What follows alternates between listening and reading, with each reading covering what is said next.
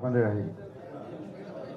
মাননীয় সভাপতি, বিএনপির সংগ্রামী মহাসচিব জনাব মির্জা ফখরুল ইসলাম আলমগীর, মাননীয় প্রধান অতিথি আমাদের দলের ভারপ্রাপ্ত চেয়ারম্যান জনাব তারেক রহমান, উপস্থিত স্থায়ী কমিটির সদস্য জনাব সালাউদ্দিন আহমেদ সহ বিএনপি এবং অঙ্গদল সমূহের সহযোগী সংগঠনের সিনিয়র নেতৃবৃন্দ, প্রিয় সাংবাদিক বন্ধুগণ, আসসালামু আলাইকুম। আমরা বেশ খানিকক্ষণ আমাদের যোগ্য সহকর্মীদের বক্তব্য শুনেছি। শহীদ জিয়া সম্পর্কে কিছু বলার প্রসঙ্গ থাকলে আমি তো দাবি করতে পারি আর কি যে কারো যে আমি একটু ভালো বা বেশি বলতে পারবো, কারণ তার সঙ্গে আমি সেই কমিটির একজন কর্মকর্তা ছিলাম। কিন্তু আজকে শহীদ জিয়ার জীবনী নিয়ে বা তার কর্ম নিয়ে আলোচনার অনুষ্ঠান সম্ভবত না এটা।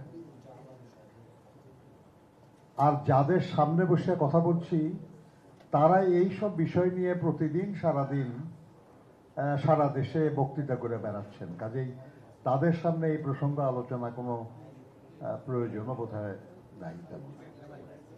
আমরা আজকে আলোচনা করছি সদস্য নবায়নের বিষয় নিয়ে। খুব গুরুত্বপূর্ণ আর কি যে সদস্য সংগ্রহ না, সদস্য নবায়ন। আমাদের ভারপ্রাপ্ত চেয়ারম্যান মহোদয়ের নেতৃত্বে এই সিদ্ধান্তটা হয়েছে। এটার যদি অনুধাবন করেন আপনারা তাহলে এটা খুব গুরুত্বপূর্ণ একটা সিদ্ধান্ত।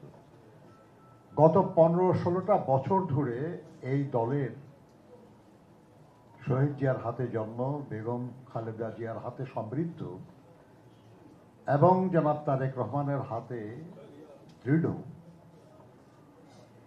এই দলটির নেতা কর্মী সদস্য যারা, তারা এই দীর্ঘ সময় নানা অত্যাচার, নিপীড়ন, জুলুম, লোভ, লালসা অতিক্রম করে ঐক্যবদ্ধভাবে থেকেছে এবং আমাদের দলকে ক্রমান্বয়ে অধিক শক্তিশালী করেছে। এই দলের সদস্যদের মধ্যে সহস্রাধিক মানুষ খুন হয়েছে, 700-রও বেশি মানুষ গুম হয়েছে, লক্ষ লক্ষ মানুষ কারারুদ্ধ হয়েছে বা মামলার আসামি হয়েছে, নিপীড়িত হয়েছে, নির্যাতিত হয়েছে।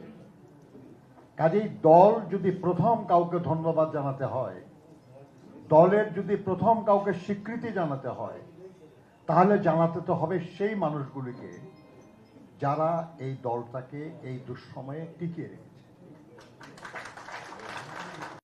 এই কারণেই কর্মসূচি হলো সদস্য পদ নবায়ন করা, অর্থাৎ যারা সদস্য ছিলেন, যারা আছেন, তাদের কাছে প্রথম যাওয়া, থ্যাংক ইউ, সালাম দিয়ে বলা যে আপনারাই সেই মানুষ, আপনারাই সেই নেতা কর্মী যারা এই দলটাকে টিকিয়ে রেখেছে, যার জন্য আজকে আমরা নেতা, যার জন্য আজকে আমরা গুরুত্বপূর্ণ, যার জন্য আজকে আমরা জেল থেকে মুক্ত হয়েছি, যার জন্য আমরা আজকে সরকারের গুরুত্বপূর্ণ লোকরা আমাদেরকে খাতির করে, সেই আপনারা সেই মানুষদের কাছে প্রথম যাওয়ার সিদ্ধান্ত হয়েছে তার সদস্যপদ নবায়নের নামে।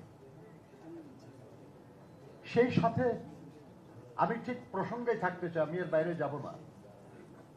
যখন আমরা এই কথাটা বলতে যাব তখন আমরা তাদেরকে বুঝে এই কথাটুকু শুধু বলবো যে দেখেন, একটা দলের সদস্য কয়জনই বা থাকে। আমরা জানি আমাদের দলের, আমাদের আপনাদের এলাকার কয়জন সদস্য আছে, ওই কয়জন সদস্য দিয়ে তো ইউনিয়ন পরিষদের চেয়ারম্যান হওয়া যাবে না, পার্লামেন্টের মেম্বার তো দূরের কথা। কিন্তু এই কয়জন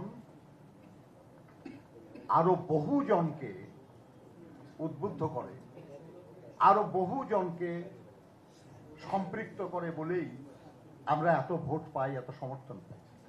কাদেরকে করে? একটা রাজনৈতিক দলে নেতা থাকে, কর্মী থাকে, সদস্য থাকে, সমর্থক থাকে, শুভানুধ্যায়ী থাকে। আমরা যখন কোনো দাবি নিয়ে মিছিল করি, সেই মিছিলে আমাদের নেতা কর্মীর বাদেও কিছু লোক থাকে। তারা কারা?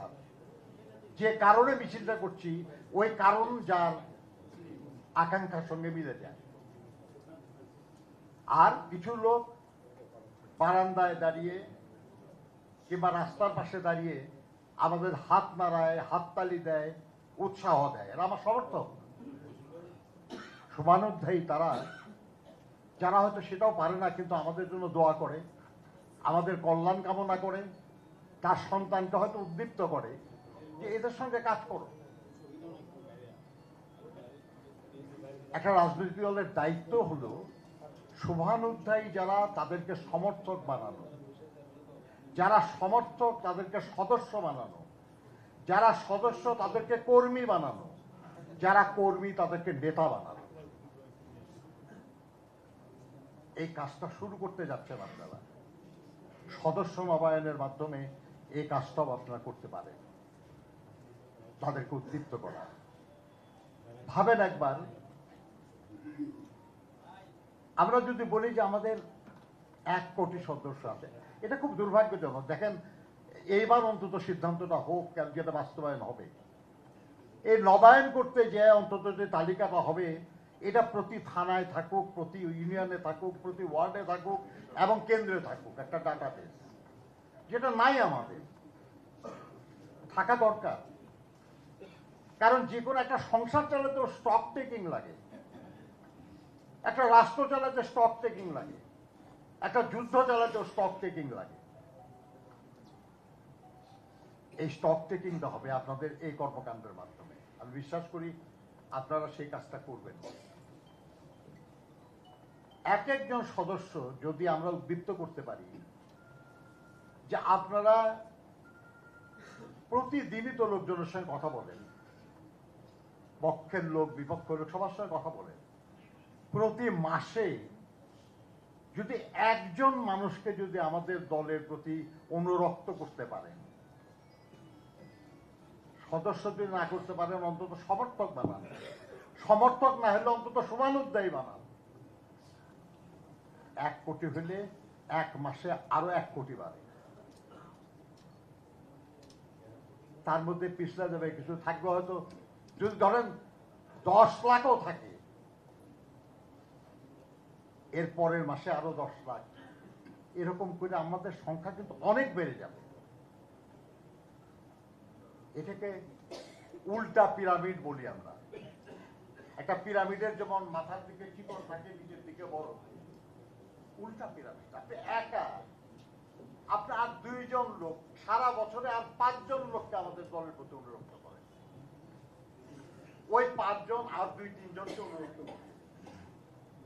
এইভাবে যদি করা যায় তাহলে আমাদের এই দলের বিস্তৃতি হবে। আর কেমন লোকদেরকে করা দরকার এটা আমাদের সহকর্মীরা বলেছেন, সেরকম লোকদেরকে করতে হবে। এমন লোকদেরকে দলে আনা যাবে না যাদেরকে নিয়ে আসলে আমাদের বদনাম হবে। আপাতত সেটা লাভজনক মনে হতে পারে, কিন্তু আলটিমেটলি সেটা ক্ষতির কারণ হবে। সেটা যেন না হয় সেদিকে আমাদের খেয়াল রাখতে হবে। সেটা এই আলোচনা আরো বিস্তারিত হবে যখন আমরা সদস্য সংগ্রহ অভিযান শুরু করব, তখন আমরা বিস্তারিত করব। কিন্তু আপাতত যে কাজ, সেটা হলো যারা আমাদের সঙ্গে এত বছর কাজ করেছেন তাদেরকে ধন্যবাদ জানানো, তাদের প্রতি কৃতজ্ঞতা জানানো, তাদেরকে ভালোবাসা এবং তাদের কাছে অনুরোধ করা যে আপনারাই আসল, আপনারাই মূল, আপনারাই প্রধান, আপনারাই এই দলটাকে আরো শক্তিশালী করার জন্য আপনারা যার যার অবস্থান থেকে চেষ্টা করুন। এই অনুরোধটা তাদের কাছে জানানো। আপনাদের সবাইকে ধন্যবাদ। আসসালামু আলাইকুম।